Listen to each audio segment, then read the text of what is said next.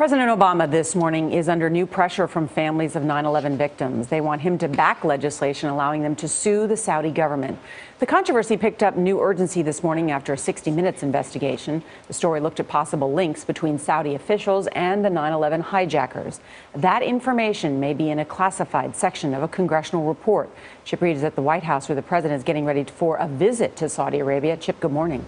Well, good morning. Saudi Arabia is a key U.S. ally and has threatened to retaliate financially if that bill becomes law. The Obama administration opposes the bill, and that has made some 9/11 families very angry. I'm completely outraged.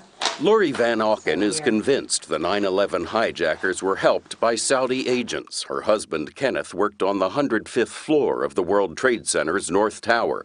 For years, Van Auken and other 9/11 families have tried to hold the Saudi government accountable in federal court.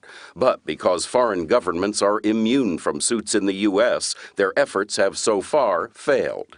If someone you loved was murdered and the person was just able to go away scot-free, would you be okay with that? I don't think anybody would.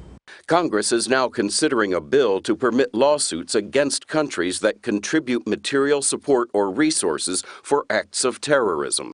The Obama administration says the proposed legislation could lead to retaliation overseas. Saudi Arabia has already warned it will dump hundreds of billions of dollars in U.S. assets if the bill becomes law. It feels like blackmail. The government, the president, is siding with Saudi Arabia over the 9/11 families. Known as the 28 pages. On last Sunday's 60 Minutes, Steve Croft reported on a classified portion of the 9/11 report kept locked away in a secret vault. So this is your office? Former government officials say the 28 heavily redacted pages contain details about a possible Saudi support network for the hijackers while they were in the U.S.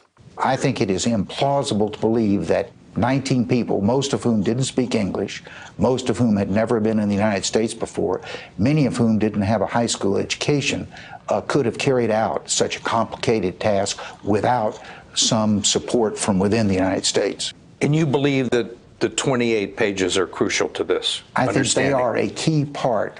Van Auken wants those pages released to the public. It's hard to have a case when you can't see your own evidence.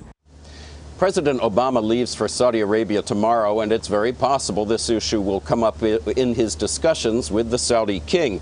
The embassy of Saudi Arabia did not respond to CBS This Morning's request for comment, but last week it said, quote, the 9/11 Commission confirmed that there is no evidence that the government of Saudi Arabia supported or funded al-Qaeda. Charlie? Chip, thanks.